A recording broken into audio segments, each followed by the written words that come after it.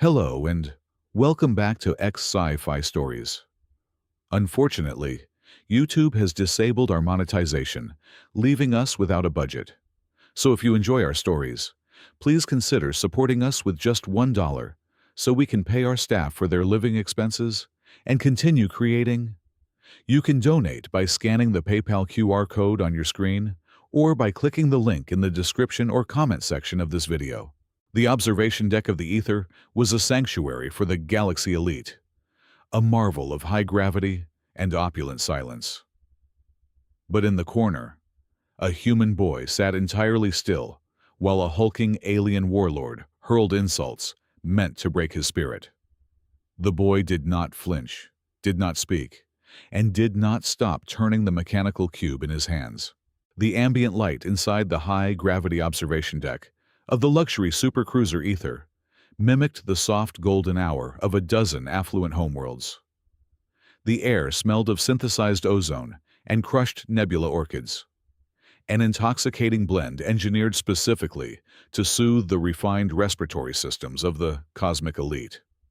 A low, rhythmic thrum resonated from the deck plates, a vibration that felt heavy and thick, pushing down on the occupants with a gravitational force designed to mimic the dense cores of aristocratic planets. The vast panoramic windows offered a breathtaking view of a spinning purple galaxy. Yet inside, the atmosphere was suffocating with quiet tension. For the wealthy merchants, diplomats, and warlords lounging on antimatter silk cushions, this crushing gravity was a comforting embrace. For Bart Barr, it was simply Tuesday. Bart was an Earthling, a mechanic apprentice assigned to maintain the intricate environmental scrubbers hidden behind the gilded bulkheads. He was 15 years old, small for his age, dressed in a faded gray jumpsuit stained with engine grease and coolant. In the rigid hierarchy of the galactic community, humans were considered a sub-tier species. They lacked natural armor, telepathic nodes, or energy-projecting appendages. They were soft, fragile, and utterly unremarkable, save for one crucial evolutionary quirk. They came from a death world. The brutal, unforgiving gravity and toxic biosphere of Earth had forged a species with bone density and muscle endurance that defied their modest frames. It was the only reason humanity was tolerated aboard ships like the Ether, serving as cheap, expendable manual labor capable of working in the high-gravity zones without relying on expensive mechanized exosuits. Bart sat on a low maintenance crate tucked into a shadowed alcove, entirely invisible to the elites, unless they needed someone to clean a spill or repair a faulty vent. He held a complex mechanical puzzle block in his hands, a cube made of interlocking metallic gears and shifting nodes. His greased fingers manipulated the device with fluid, silent precision. The metallic clicks of the puzzle were completely swallowed by the ambient hum of the luxury deck and the clinking of crystal glasses. The peace of the golden hour was abruptly shattered by the heavy, thudding footfalls of Vax. Vax was a towering specimen of the Kalan warrior caste, standing nearly 9 feet tall, with skin the color of bruised plum and a thick crest of bony ridges crowning his massive skull. He wore ceremonial armor, draped with the pelts of predators he had strangled with his own 4 hands. His species thrived on dominance, viewing the universe through a strict binary lens of the conquerors and the conquered. To Vax, the presence of a frail, soft-skinned human in the same atmospheric zone as him was a personal insult, a stain on his aristocratic sensibilities. Vax lumbered over to the alcove, his sheer mass displacing the air and casting a long, cold shadow over the human boy. The alien warlord sneered, revealing 2 rows of serrated obsidian teeth. He kicked the side of Bart's maintenance crate, sending a shockwave through the metal that would have shattered the tibia of a lesser species. Bart barely swayed.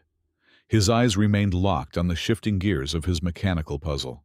"Look at this pathetic vermin," Vax rumbled, his voice a deep, grating baritone that caused the nearby nutrient drinks to ripple in their crystalline glasses. A dirt scraper from a doomed rock. Tell me, human, how does it feel to breathe air that costs more than your entire miserable planet? Bart shifted his left thumb, rotating a central gear on the puzzle block 90 degrees. A faint, satisfying click registered under his touch. He did not look up. Vax leaned closer, his hot breath smelling of fermented meat and sulfur washing over the boy. The Kalen warrior was not used to being ignored. Fear was the currency he traded in, and this silent, unresponsive meat sack was denying him his due. He expected a flinch, a gasp, a rapid stutter of a terrified heart. He received nothing. "They call your kind Deathworlders," Vax continued, his tone dripping with venomous mockery. "A grand title for a species that cleans our boots and scrubs our waste tubes. You are nothing but glorified beasts of burden. I could crush your skull between my two fingers, and the ship registry would simply mark it as a minor equipment failure." Several of the wealthy passengers nearby ceased their quiet conversations, turning their multifaceted eyes and auditory sensors toward the commotion. A few let out high-pitched, clicking laughs, amused by the spectacle of the giant Kalen harassing the lowly human. It was free entertainment, a brutal distraction on a long interstellar voyage. Vax fed on their attention. He puffed out his massive chest, the plates of his armor grinding together. He wanted a reaction. He wanted the boy to tremble, to beg, to avert his gaze in terrified submission. He wanted the visceral thrill of breaking a creature renowned for its endurance. "Are you deaf, little beast?" Vax spat, a glob of acidic saliva landing on the deck just inches from Bart's boot. "Or has the gravity of this room crushed whatever pathetic organ you use for a brain? Speak when a superior being addresses you." The tension in the alcove was suffocating, heavy enough to rival the artificial gravity pushing down on them. The silence stretched out, agonizing and tight. Every alien eye in the observation deck was fixed on the small human figure. Bart did not flinch. His breathing remained slow and steady, his heart rate utterly unchanged. He did not tense his muscles or shrink away from the towering threat. His eyes, completely devoid of fear or anger, stayed fixed solely on the mechanical cube. He slid a lateral panel to the right, aligning 3 golden nodes in a perfect, straight row. He existed in a bubble of absolute calm, entirely detached from the massive, predatory alien looming over him. The initial confrontation was merely the opening move in what would become a relentless psychological siege. Over the next 4 planetary rotations, Vax shifted his strategy from mere verbal degradation to a calculated campaign of physical intimidation. The Kalen warlord recognized that words alone were insufficient to pierce the thick shell of the Deathworlder. He needed to apply physical pressure to remind the frail creature of its profound vulnerability. He stalked the luxurious corridors of the ether, his heavy gravitational boots announcing his arrival like the ominous beating of a war drum, constantly hunting the small maintenance boy. On the afternoon of the 3rd day, the hostility moved from looming shadows to direct, agonizing contact. Bart was kneeling beside a primary atmospheric filtration unit, his hands moving with quiet efficiency. When Vax approached, the warlord held a grand chalice filled with synthovenom. It was an exceptionally expensive, aristocratic beverage, a highly corrosive compound designed to provide a searing, euphoric burn to the hardened digestive tracts of apex predator species. Without a single word of warning, Vax casually tipped the heavy chalice forward. The glowing, iridescent green liquid cascaded downward in a thick stream, splashing heavily onto Bart's left shoulder and soaking completely through his thin gray work uniform. The liquid immediately hissed violently as it began to devour the synthetic fibers, sending up a foul-smelling plume of toxic, acidic vapor. For any standard carbon-based life form, the intense chemical burn would have triggered an involuntary, agonizing shriek. The pain was designed to be blinding.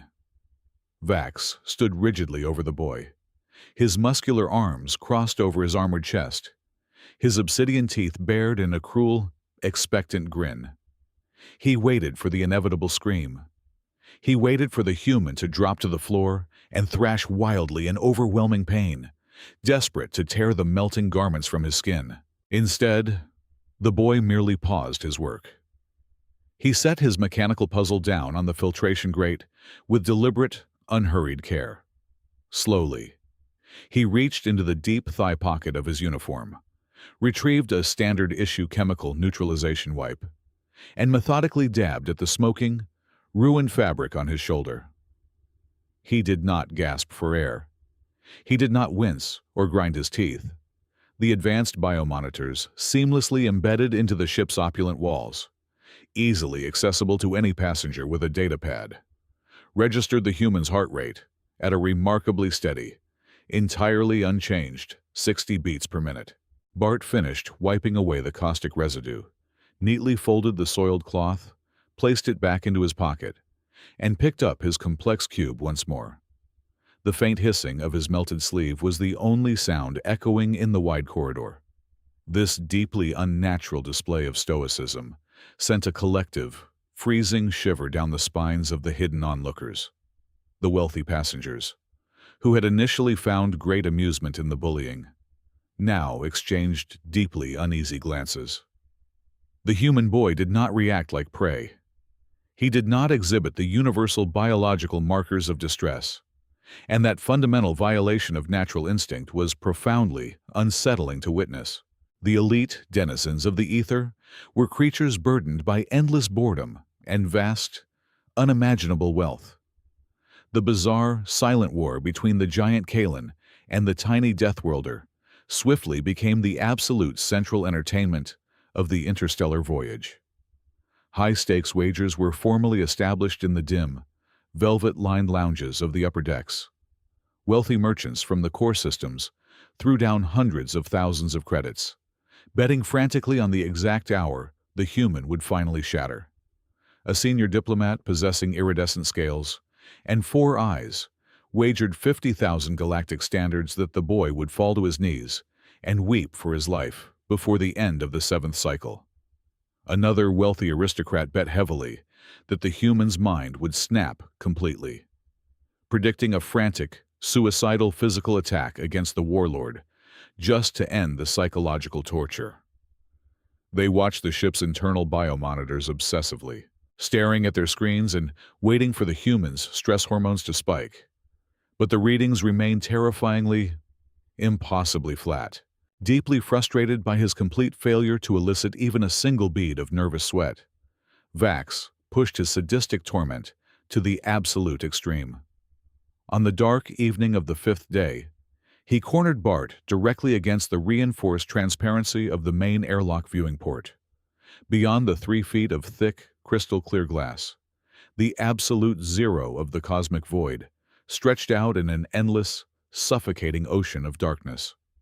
Vax slammed his massive, multi-jointed hands against the glass on either side of the boy's head, trapping him completely. Do you have any concept of what happens when soft, pathetic flesh meets the absolute vacuum? Human, Vax whispered, his voice a deep, guttural growl that vibrated intensely through the thick metal bulkheads. I have seen it with my own eyes.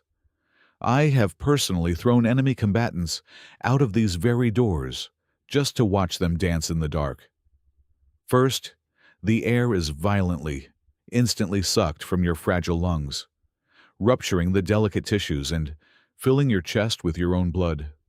Then, the moisture on your eyes and your tongue begins to boil away into vapor in a matter of seconds.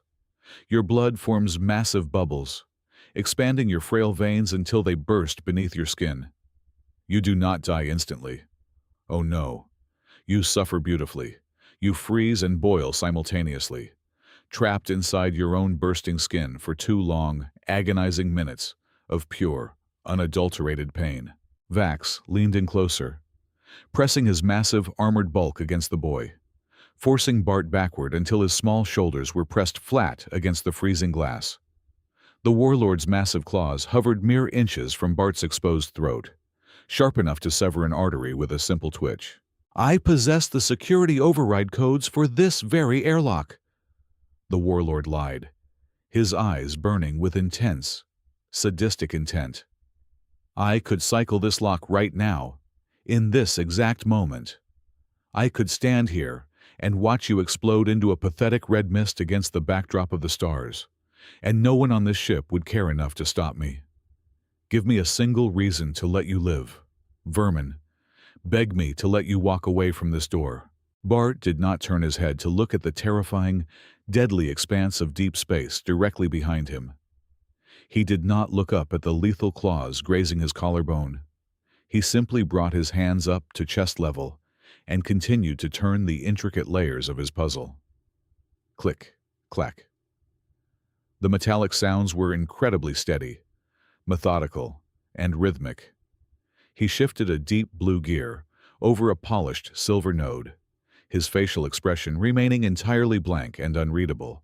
The absolute lack of acknowledgement created a bizarre, bone-chilling atmosphere in the corridor.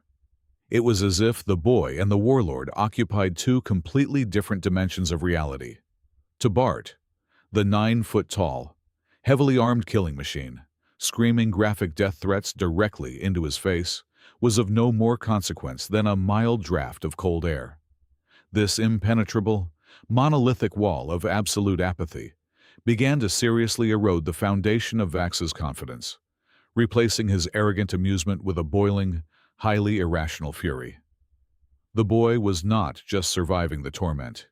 He was actively, effortlessly, turning the terrifying warlord into an invisible ghost in his own reality. The luxury supercruiser Ether drifted silently into the jagged, suffocating shadows of the Obsidian Veil.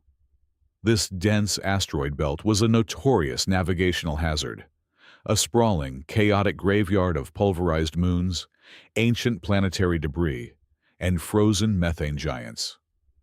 It was a place where sophisticated sensor arrays went completely blind, choked by heavy metallic dust and intense magnetic interference. More dangerously, it was widely known across the civilized sectors as a prime hunting ground for ruthless space marauders. The thick, energy-shielded hull of the cruiser scraped against microscopic space dust, creating a low, mournful resonance that echoed through the opulent lower decks.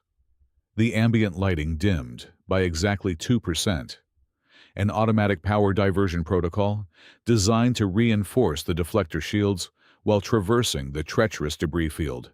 To the alien aristocrats lounging in the high-gravity observation deck, the ship was functioning perfectly.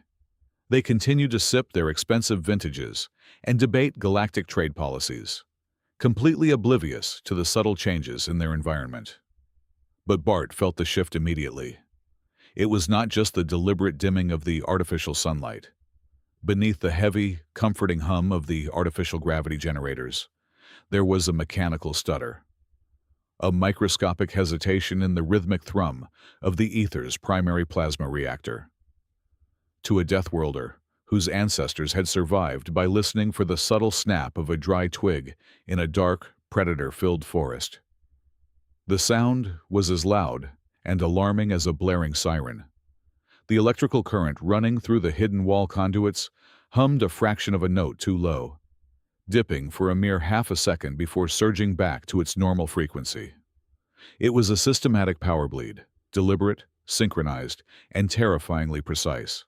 Vax, entirely blind to the subtle mechanical agonizing of the massive vessel around him, saw only his prey. His initial amusement had fermented into a toxic, burning obsession. If the absolute zero of the cosmic vacuum could not make the frail human tremble, physical agony would have to suffice. The warlord stalked toward Bart, cornering the boy in a narrow, dimly lit junction between two massive atmospheric processors. This time, there was no grand, theatrical speech, no boasting of past conquests.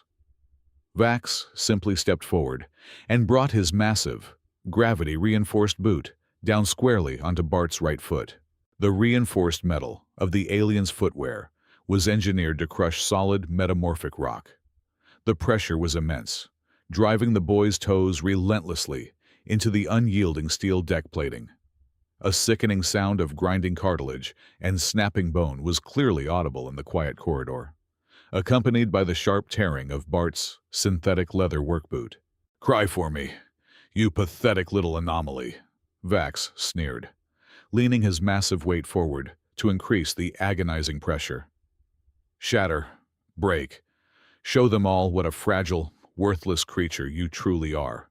The pain must have been excruciating, a white-hot spike of pure agony driving straight up the boy's central nervous system. Yet, Bart did not cry out. He did not attempt to yank his ruined foot away. Fully aware that pulling against a weight of over 700 pounds would only mangle his own flesh further, his breathing remained eerily even, his chest rising and falling in a controlled, meditative rhythm. However, his focus finally shifted. He did not look at the giant sadist actively crushing his bones, nor did he look down at his bleeding foot. Instead, Bart tilted his head slightly upward, his gaze fixating intensely on the long row of luminescent lighting strips running along the curved ceiling. His eyes darted rhythmically, tracking an invisible, silent metronome. The lights flickered again, a variation so minute that the optical sensors of advanced synthetic security drones would have simply categorized it as an acceptable margin of error. But Bart saw it. He was actively feeling the fading pulse of the dying ship, predicting the exact intervals of the energy drains. A few yards away, hidden entirely within the shadows of a velvet-draped alcove, a seasoned intelligence broker from the Silvani Syndicate watched the bizarre, brutal interaction. She possessed a complex, multi-lobed brain structure, specifically optimized for advanced pattern recognition and behavioral analysis. Initially, she, like the other wealthy passengers, had assumed the human was simply paralyzed by a primitive, biological shock response. But as she watched the boy's eyes dart in perfect synchronization with the nearly imperceptible hum of the failing ventilation fans, a cold, terrifying realization washed over her. The human was not dissociating from the pain. He was actively, deliberately compartmentalizing it. His complete lack of physical reaction to the warlord was not a trauma-induced freeze response. It was a calculated dismissal of an irrelevant variable. The broker watched closely as the boy's pale lips moved, mouthing silent, numerical calculations. 1, 2, 3, 4. The boy was counting the exact seconds between the power dips. He was timing a catastrophic system failure that no one else could perceive. Beneath the crushing weight of the warlord's boot, Bart's greased hands continued their relentless work. The metallic puzzle block, which every alien on board had assumed was a mere child's toy used to soothe a simple, unevolved mind, shifted with a new, distinct purpose. He slid a central column firmly downward, then rotated the outer titanium casing a full 180 degrees. The device did not emit a soft click like a toy this time. It let out a sharp, heavy mechanical snap, followed instantly by a low, vibrating hum that resonated perfectly with the dying frequency of the ship's power grid. The interlocking metallic gears seamlessly folded inward, sliding away to reveal a glowing, intricate digital interface. The soft blue light of a holographic display projected onto Bart's palms. It was not a puzzle at all. It was a high-tier, military-grade encryption override console, heavily modified and directly linked to the ship's mainframe. The profound silence that followed was not merely the absence of noise. It was a sudden, physical weight dropping over the entire observation deck. The omnipresent, comforting thrum of the massive plasma engines, a vibration that had been the heartbeat of the luxury cruiser for the past 3 weeks, simply ceased to exist. All artificial gravity stabilizers faltered for a terrifying second, causing the expensive synth venom drinks to float out of their crystal glasses in perfect, glowing emerald spheres before splashing harshly to the floor as the emergency backup generators violently kicked in. The warm, golden hour lighting abruptly died, plunging the massive room into a pitch-black void for 3 agonizing seconds before the harsh, bleeding crimson glow of the emergency alert strips ignited along the baseboards. The ether was no longer a flying palace. It had instantly become a drifting steel coffin in the darkest sector of the galaxy. The temperature in the deck immediately began to plummet, the life support system struggling to pump warm air through the dying vents. Frost began to crystallize on the edges of the grand panoramic windows, creeping inward like icy fingers over the starscape. Then came the screaming of the proximity alarms. It was a piercing, dissonant wail that shattered the aristocratic composure of every elite passenger on board. The sound tore through the heavy air, a brutal, mechanical shrieking that demanded absolute terror. Above the grand viewing port, the main navigational holograms flared to life in stark red hues, projecting the horrifying reality of their situation. 5 distinct, heavily modified raider vessels had emerged from the sensory shadow of the surrounding asteroids. They were ugly, jagged constructs of welded scrap and stolen military plating, closing the distance at maximum sublight velocity. Their predatory trajectories were locked firmly onto the crippled luxury liner. A heavy, sickening metallic thud shuddered through the entire length of the ship, shaking dust from the ceiling panels.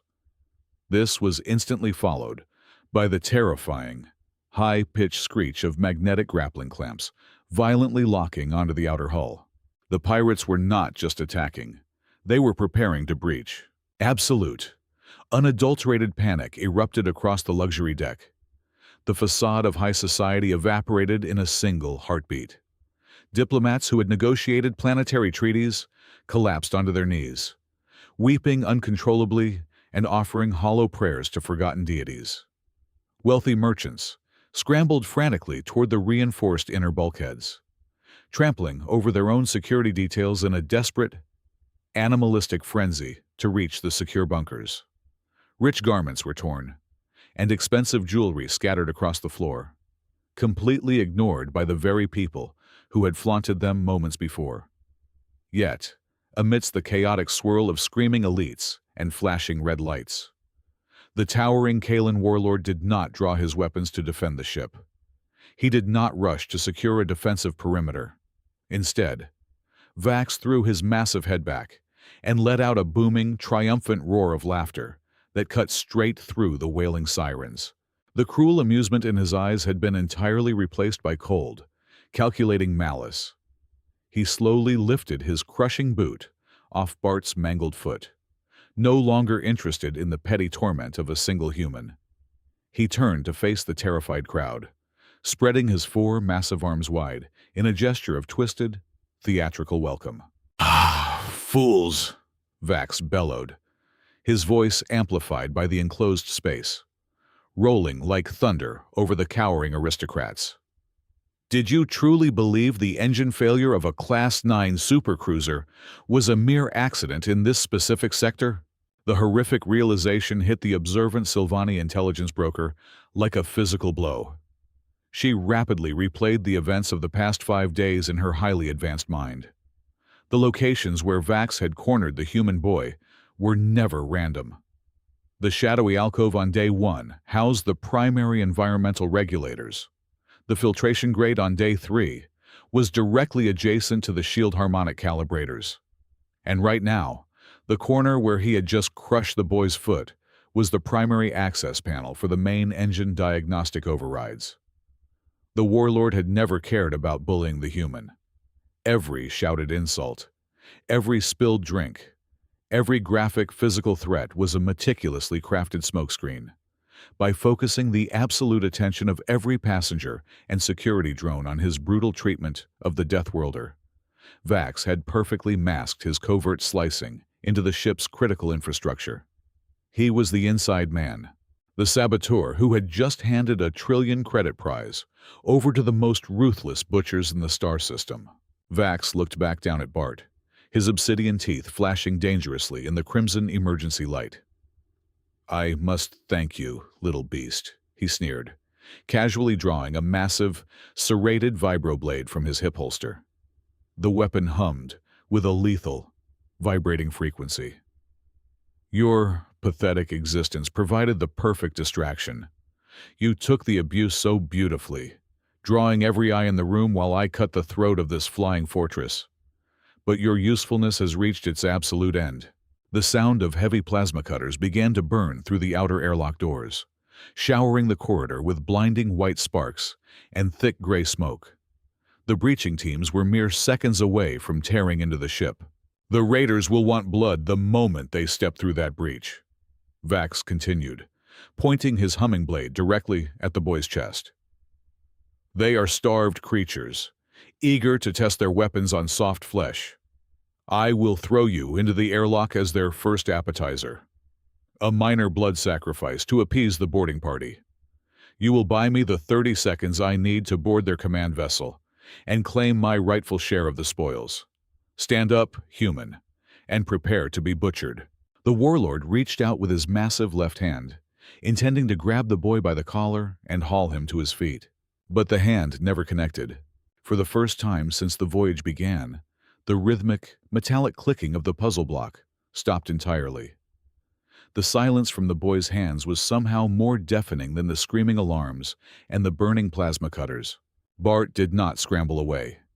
He did not plead for his life. He did not even look at his crushed foot. He simply closed his greased fingers tightly around the glowing blue holographic interface of his device. Then, with agonizing slowness, the frail, gray-clad mechanic lifted his head. He ignored the towering height of the alien, ignored the humming vibroblade, and ignored the sounds of impending doom. He raised his chin and locked his dark, human eyes directly onto the yellow predatory irises of the warlord. When Bart finally spoke, the sound did not match his bruised, grease-stained appearance. The voice that cut through the wailing sirens and the screaming of the plasma cutters was not the trembling whisper of a frightened child. It was a weapon. It was sharp, chillingly calm, and layered with an absolute, undeniable authority that instantly froze the air in the room. "You talk entirely too much for a saboteur," Bart said. The Kalan warlord stopped mid-breath. The immense, humming vibroblade in his hand wavered for a fraction of a second. He stared down at the small human, his predatory brain struggling to process the sudden, violent shift in reality. The cowering aristocrats, who had been weeping into the floor panels, raised their heads in sheer confusion. The power dynamic in the room had just flipped with the terrifying speed of a snapping neck, and everyone could feel it. Did you honestly believe the interstellar transit conglomerate would trust a ship carrying trillions of credits in cargo and thousands of elite passengers to standard, automated firewalls? Bart continued, his dark eyes boring a hole straight through the towering alien. Digital security is flawed. It can be sliced, bypassed, or corrupted by insiders like you. The board of directors realized decades ago that the only unbreakable security measure is a biological one. A ghost. Bart shifted his weight slightly, completely ignoring his shattered right foot. He held the glowing blue holographic console with a steady, unyielding grip. "They hire humans from Earth," Bart stated, his voice ringing with cold pride. "We are Deathworlders. We possess bone density and pain receptors built for survival in the most hostile environments imaginable. But more importantly, we are invisible to you. Your towering arrogance makes you blind. You see a frail, submissive creature meant to scrub your waist tubes. You never once consider that the unassuming mechanic kneeling by the ventilation shaft is actually a Tier 1 security operative holding a hardwired, analog override to the entire mainframe." The Sylvani intelligence broker, still hiding in the shadows, let out a sharp gasp. The pieces of the puzzle slammed together in her mind. The absolute lack of fear, the steady heart rate. The human had never been a victim. He was a hunter, sitting patiently in a trap of his own making, waiting for the prey to step fully into the jaws. I identified your malicious code injection on day 2 of this voyage, Bart revealed, his tone dripping with clinical detachment. You were incredibly sloppy with the atmospheric regulator bypass. The problem was that your virus had already established a dead man's switch hooked to the primary life support systems. If I had raised a ship-wide alarm, you would have panicked and vented the oxygen from all passenger decks, killing everyone on board in under 3 minutes. I needed a localized physical connection to the infected nodes, and most importantly, I needed time. Vax's jaw slacked. The sheer, overwhelming scale of the deception began to crash down upon him. You thought you were breaking me, Bart said, a ghost of a cold smile playing on his lips. You thought your pathetic displays of physical aggression were establishing dominance, but every single time you cornered me against a bulkhead, every time you spilled acid on my uniform or crushed my bones to draw a crowd, you gave me direct, unquestioned access to the exact junction boxes you had just corrupted. Your ego provided the perfect camouflage. No security drone ever scanned me because they were too busy recording your bullying. Outside the airlock, the white-hot sparks from the pirate plasma cutters suddenly broke through the final layer of the outer hull. The hissing of escaping air began to scream through the microfractures. The breach was only 5 seconds away. The counter-sequence required exactly 144 hours to completely scrub your code from the central processing unit without triggering your traps, Bart explained, raising the metallic device. You were so desperate for a reaction, so utterly desperate to hear me beg, that you stood there and gave me the cover I needed to dismantle your entire pathetic operation. Gear by gear, Bart pressed his thumb down hard onto a central golden node on his device. Deep within the bowels of the ether, massive pneumatic pistons fired with the force of a tectonic shift. 2 solid feet of reinforced titanium blast doors slammed downward across every single external airlock on the vessel. The sheer kinetic force of the descending armor sheared straight through the pirate boarding tubes and the magnetic grappling clamps like a guillotine through paper. Through the reinforced panoramic windows, the terrified passengers watched in absolute awe as the raider ships were violently pushed away by the severed, explosive decompression of their own boarding tunnels, without their clamps, and caught in the sudden outgassing. The heavily modified scrap ship spun wildly out of control into the freezing void, entirely cut off from their prize. Inside the observation deck, the crimson emergency lights blinked twice before the warm, golden hour lighting flared brilliantly back to life. The artificial gravity re-engaged with a comforting, heavy thrum. The ether was secure. Vax stared at the sealed titanium doors, his weapons useless, his grand, bloody ambition reduced to absolute ash in a matter of seconds. He had been completely outplayed, humiliated, and utterly defeated by a creature he considered to be dirt. The psychological whiplash shattered his sanity. His humiliation instantly curdled into a blind, psychotic rage. "I will rip your spine from your pathetic body," Vax roared, a terrifying, guttural howl that sprayed saliva across the floor. He dropped all pretense of cunning. He was a cornered beast. The Kalan warlord tightened his grip on the humming vibroblade and lunged forward with all 700 pounds of his terrifying mass, determined to butcher the arrogant Deathworlder who had destroyed his life. The Kalan warlord erupted across the short distance separating them, a terrifying avalanche of muscle, bone plating, and absolute, psychotic fury. 700 pounds of apex predator physiology propelled forward with a singular, murderous intent. The ambient hum of the luxury deck was entirely drowned out by his guttural roar. In his massive right hand, the serrated vibroblade hummed with a lethal frequency, while the jagged, obsidian claws of his left hand hooked inward, aiming directly for the soft, exposed flesh of the human boy's throat. The wealthy aristocrats cowering behind the velvet lounges squeezed their multiple eyes shut, utterly unwilling to witness the inevitable, gruesome decapitation.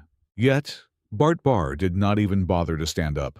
He remained exactly where he had been for the entire duration of the ordeal, firmly seated on his low-maintenance crate. He did not shift his weight. He did not attempt to dive out of the path of the colossal alien. He did not even uncross his legs, completely ignoring the agonizing pain radiating from his crushed right foot. The highly advanced, multi-lobed brain of the Sylvani intelligence broker watching from the shadows. The human's lack of evasion was suicidal, but she, like the rest of the galaxy, fundamentally misunderstood the terrifying biology of a Deathworlder. Earth was a crucible of high gravity, unstable tectonics, and relentless, microscopic warfare. It did not breed fragile things. It bred survivors equipped with an endocrine system capable of flooding their bodies with pure, unadulterated combat stimulants in a fraction of a millisecond. As the warlord's claws descended, aiming to rip Bart's larynx from his neck, the boy moved. His reaction time bypassed conscious thought entirely, operating on a level of raw, biological instinct that the alien elites could not even begin to fathom. It was a blur of motion, a kinetic explosion of densely packed muscle fibers firing in perfect, terrifying unison. Bart reached upward, his small, grease-stained hand shooting out to intercept the incoming strike. He did not attempt to block the blow with brute force, knowing his skeletal structure, while dense, could not halt 700 pounds of charging mass dead in its tracks. Instead, his fingers clamped violently around Vax's thick wrist, finding the precise anatomical gap between the heavy ceremonial armor plates. With a violent, twisting motion, Bart anchored his own core against the crate and used the warlord's massive, charging momentum entirely against him. He pulled the trapped arm, sharply downward and to the right, turning his own small shoulder into a rigid, unyielding fulcrum. The colossal alien, suddenly robbed of his center of gravity and unable to halt his own forward velocity, was launched over the boy's head. But Bart did not let go. As the warlord's massive body sailed over him, suspended for a fraction of a second in the air, the boy snapped his grip, executing a brutal, devastating lever action twist. He drove his elbow upward, striking a surgically precise, crushing blow directly into the unprotected base of the Kalen's skull, right where the thick neck muscles met the spinal column. The sound was sickeningly loud. It was a sharp, explosive crack of thick cartilage and bone shattering under immense, highly concentrated kinetic pressure. It echoed through the opulent observation deck, like a gunshot. The warlord's massive body violently convulsed, once in mid-air, before crashing down onto the gilded deck plating with the force of a falling meteor. The impact rattled the crystal decanters and sent shockwaves through the soles of every passenger's boots. Vax lay completely motionless, his head twisted at a horrific, impossible angle, his unblinking yellow eyes staring blankly at the frosted panoramic windows. The terrifying conqueror of a dozen systems had been extinguished in less than 2 seconds. His life snapped away by a creature he had deemed unworthy of breathing his air. A dead, suffocating silence fell over the luxury deck. No one dared to speak. No one dared to breathe. Bart calmly released his grip on the dead alien's wrist. He wiped a small speck of purple Kalen blood off his thumb, his face entirely devoid of emotion. Without a single word, he looked back down at the glowing blue holographic interface resting in his lap. His greased fingers danced across the digital console, executing a final, rapid sequence of commands. Deep within the bowels of the ether, the primary plasma reactor roared back to life. The heavy, comforting thrum of the main engines resonated through the floorboards, and the massive vessel slowly began to accelerate out of the dangerous asteroid field, leaving the severed pirate ships far behind in the dark void. Bart tapped the central node one last time, and the holographic projection folded neatly back into the unassuming shape of a mechanical puzzle cube. He picked it up, leaned back against the bulkhead, and gave it a quiet, methodical twist. The soft click echoed in the silent room. Every single alien aristocrat, warlord, and diplomat in the observation deck was now staring at the small, gray-clad mechanic. The disgust and amusement that had previously filled their eyes were entirely gone. In their place was absolute, paralyzing terror and a profound, overwhelming reverence for the quiet boy from the Death World. Thank you so very much for listening to today's story. We would love to know where in the world you are tuning in from, so please let us know in the comments below. As we mentioned earlier, our channel has unfortunately lost its monetization, and we are struggling to keep the lights on. If you enjoyed this story and want to help our dedicated team support their families and continue creating these adventures for you, please consider supporting us with just $1. You can easily do so by scanning the PayPal QR code on your screen or by clicking the secure PayPal link provided in the video description and the pinned comment. Your kindness means the universe to us. Have a wonderful day, and we will see you in the next story.